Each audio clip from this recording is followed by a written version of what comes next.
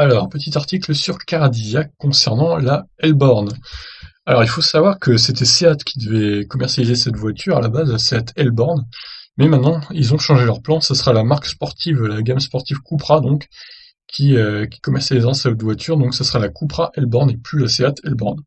Changement de stratégie, la compacte électrique Elborn ne sera pas vendue par Seat mais par Cupra. Ce sera donc un modèle sportif branché.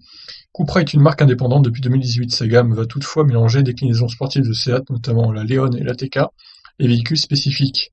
Le premier modèle inédit a été dévoilé au printemps, c'est le SUV coupé Formentor, et voici le deuxième, l'Elborn.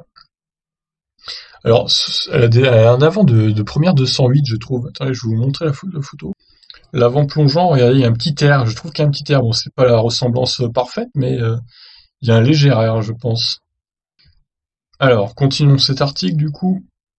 Une surprise car Seat avait d'abord annoncé le modèle avec son logo, mais lors d'une conférence de presse présentant l'avenir de Seat et de Cupra, Cupra a annoncé avoir repris à son compte l'Elborn.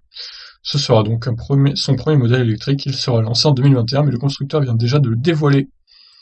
Pour rappel, l'Elborn est une version recarrossée de la ID3 de chez Volkswagen. On avait déjà évoqué de possibles variantes musclées pour cette dernière, c'est donc Cupra qui en aura l'honneur.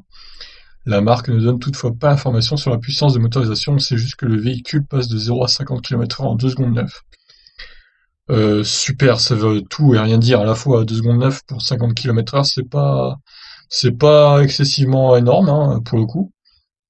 Reposant sur la base MEB, le modèle embarque une grosse batterie de 82 kWh, capacité brute, ce qui permet une autonomie de 500 km. Cupra indique qu'il a développé exclusivement pour son Elborn reçoit une suspension pilotée. Ça veut rien dire, hein. Ça veut rien dire, cette ligne. Ah là là. Faut vous relire dans les articles, les gens. Bon, côté look, on retrouve donc la base du concept Seat Elborn dévoilé début 2019, avec des optiques plus acérées que celles de l'ID3. L'ensemble bouclier calandre est spécifique, il y a notamment une fente intégrant le monogramme entre les optiques, comme cela a été vu sur le concept Tavascan. Le bouclier adopte une large prise d'air, avec insert couleur cuivre, teinte signature de Cupra. À bord, les changements concernent les habillages avec des décors cuivrés. Le volant intègre le sélecteur de mode de conduite. Conducteurs et passagers prennent place dans les sièges baquets. Voyons les photos du coup. C'est pas mal du tout quand même. J'aime bien l'intérieur, bleu foncé, bleu marine, bleu nuit même. Bon bah l'article est fini hein, sinon. Hop, voilà la dernière photo d'intérieur. L'intérieur est plutôt joli, c'est vrai. L'écran est pas immense, mais bon ça suffit hein, comme écran. Alors par contre ils disent 82 kWh de batterie, ça me paraît 500 km, ça me paraît un peu light. Je pense que ce sera un peu plus hein, quand même.